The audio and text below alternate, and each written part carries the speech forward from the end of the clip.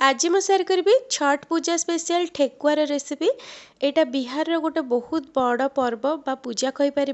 केवल पूजा नुह बिहारी मानक इमोशन आ ठेकुआ बना जाए पूजा रे भोग लगे या ठेकुआ कहतु बा अटार बिस्कुट देखिपे केते क्रिस्पी खास्ता होती बहुत ही टेस्टी लगी था खावाई। घरे थिबा सामग्री को लेकिन बन पारे आराम से आपको मसे जा रखी खाईपर जमा भी खराब हेनी। ता सहित बनवा भी बहुत सहज जदि आप छोट छोट टिप्स फॉलो करेंगे। वीडियो को पूरा देखूँ जहाद्वारा आपंकर ये ठेकुआ बा अटार बिस्कुट गोटे थर ही परफेक्ट बन आ बहुत ही टेस्टी लगे खायापी। थरे जदि आपण मैंने बनाऊँ ना देखिए बार बार बनइबे। मुझे बिना छांचरे बनई देखूँ 3-4 प्रकार डिजाइन आपण मानक बनईकी देखेबी। तो तेज चलतु रेसिपी स्टार्ट करवा। नमस्कार मु मिली आपण समस्त को होम फूड चैनल को बहुत बहुत स्वागत करुच्ची। प्रथम आम गुड़ को मेल्ट करने मुझे गिना रे अधा गिना पानी नहीं। अधा गिना पानी रे ये देखूँ मु 3/4 गिना माने गोटे गिनारू टिके कम गुड़ नहीं। गुड़ को ये ग्रेट करके नेबे जहाद्वारा मेजरमेंट आपण मानक परफेक्ट रहा। जो गिनारे आपण मापुंट से गोटे गिनारे सबू सामग्री मापिकी नेबे। तो ये देखूँ पानी गरम होगा गुड़ को देकी भल भाव में गोले दबा गैस को बंद करदे। गुड़ को जस्ट आमको मेल्ट करार अच्छी आपको फुटेकी सीरा बनइबार नहीं। तो ये आपको साइड रखदे ठंडा हाँपाई। ता भर देखते मुझे गोटे बड़ जगह नहीं से मुझे से गिनारे मापिकी 2 गिना भरिकी अटा। ट्रेडिशनली रेसिपी को अटारे बना हुए आ जो अटा निया हुए सेटा टिके खदड़िया थाए। जेहेतु ये पैकेट अटा व्यवहार करछि पूरा चिकन अच्छी से 1/4 कप दूची सुजी दबा द्वारा कौन हम बिस्कुट टेक्सचर बहुत बढ़िया आसो क्रिस्पीनेस भी बढ़ीज। ता सहित गोटे छोट चामच पान मधुरी आम आपको हाथ में क्रश करके दबा। आपण चाहिए ये गुजराती गुंड भी दे पारे। ता सहित 2 बड़ चामच दबा डेसिकेटेड कोकोनट बा नड़िया पाउडर। ता सहित ये 2 बड़ चामच दूची कटा नड़िया जोटा सुखिला नड़िया आसे ताको मु चुन चुन काटिकी नहीं। बहुत बढ़िया टेस्ट आसे आपण निहाती भाव में पकेबे। तापर इथरे आमे दबा 2 बड़ चामच चीनी। चीनी आम एमती गोटा मिसेबा जहाद्वारा बिस्केट हो गला देखिए से दाना दाना होगी चीनी देखा जाऊ बहुत बढ़िया लगे देखापी।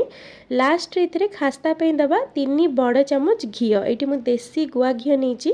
घी देले बहुत बढ़िया टेस्ट बास्ना आसो। तेल रे सेते भल क्रिस्पीनेस बा खास्ता हेनी। तो आप घी ही व्यवहार करेंगे। घी रे बेस्ट रिजल्ट आपण मैंने पाइबे। किंतु अधिका भी घी पकईदेवेनि खास्ता अधिका खास्ता होगले बिस्केट छाणीला बेले सेटा खोलीज। तो हाथ में एमती घसी घसिकी भल भाव में प्रथम मिसई दबा। तो ये देखूँ एमती टेक्सचर आसबार अच्छी। तापर ये आम मिसेबा गुड़ पानी अल्प अल्प करके जोटा कि आगुरी आम बनईकी रखते। गुड़ पानी ये पूरा ठंडा थिबार अच्छी आम आपको छाणिकी दबा जहाद्वारा ये किसी भी मैला थिले सेटा रहीज। तो ये देखूँ अल्प अल्प देकी भल भाव में मिसेबा जी आमको दरकार से आम गुड़ पानी ये दबा। ये आम जो डोटा बनाऊे यहाँ पूरा टाइट रहिबो पूरा टाइट आपको चकड़िबा से अल्प अल्प गुड़ पानी देबे जहाद्वारा यहाँ जमा भी बेसी नरम हेनी। आर जो चकड़ाटा बा डोटा पूरा परफेक्ट रहिबो। ये देखूँ मु भल भाव में आपको गोलाऊँगी जस्ट आपको सबूक मिसेकी बाइंड करार अच्छी। बेसी भी आपको चकटिबा दरकार नहीं जमी देखा मो वीडियो सेमती ही आपको करार अच्छी। तो ये देखूँ अल्प टिके गुड़ पानी मोर ये बंची जाऊँगी पाखापाखि 1-2 चामच। सेटा अटा सुजी उपर डिपेंड करे आपण को हुए तो आउ टिके 1-2 चामच पानी अधिका लगी पारे। तो आप हिसाब से देखिकी देवे। तो ये देखूँ मुझे जो चकटी सारे देखूँ केते टाइट अच्छी डोटा आ डो रे देखिपे हल्का हल्का क्रैक आसुची जानवे कि परफेक्ट अच्छी। एबे आपको कवर करके 10-15 मिनिट छाड़दबा। जेहेतु ये सुजी पड़ची सेटा भी पूरा भल भाव में फुलीज बा सेट हो 10-15 मिनिट पर। ये देखूँ डोटा पूरा पूरी सेट हो केते स्टिप बा टाइट अच्छी। एमती ही आमको दरकार ठेकुआ बा ये अटार बिस्केट बनवाई। एबे इथु आमे प्रथमे गुला बनिकी रखदेबा जो साइज आमको ठेकुआ बा बिस्केट बनवार अच्छी। जमती कि मुझे डेसिकेटेड कोकोनट बा ड्राए कोकोनट पकईची आपण पाखे जोटा थी आपड़ दे पारे। बेसी क्वांटिटी देवेनि ना फ्राए कला बेले खोली जाए। आपड़ चाहिए चॉप करके किसी ड्राई फ्रुट्स भी पकई पारे। किसमिस भी बहुत जन दिखती किंतु किसमिस देले जो आम फ्राए करूँ किसमिस फुलिकी ठेकुआ खोली जाए बा फाटी जाए। जदि किसमिस दौरान आप चॉप करके देवे। तो ये देखो प्रथमे गोटे गुला नहीं कि आम हल्का टिके चिकन करके हाथ में प्रेस करदे कारण ये डोटा बहुत टाइट थाए। तो भलसे आपको प्रेस करदे। तापर मुझे गोटे कंटा चामच साहाଯ୍य एमती डिजाइन बनाऊँगी। आपण निज हिसाब से निज पसंदर जेकोसी डिजाइन बनई पारे। ये मुझे 3-4 प्रकार डिजाइन आपण मानक बनईकी देखा।